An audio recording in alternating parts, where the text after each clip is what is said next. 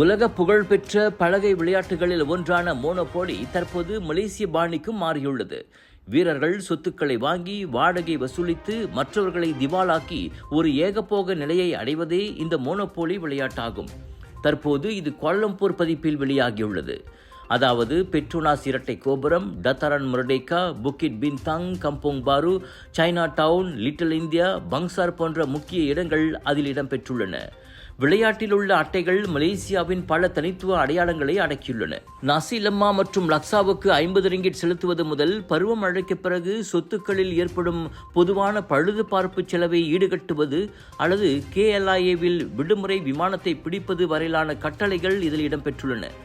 இது குடும்பங்களை இணைக்கும் விதமாகவும், குறிப்பாக 2026 மலேசியாவுக்கு வருகை தரும் ஆண்டில் கோலம்பூரின் கலாச்சாரத்தை சுற்றுப்பயணிகளிடையே பிரபலப்படுத்தும் விதமாகவும் இருக்கும் என நேற்றைய அதன் அறிமுக விழாவில் டூரிசம் மலேசியா இயக்குனர் டாக்டர் மனோகரன் தெரிவித்தார்.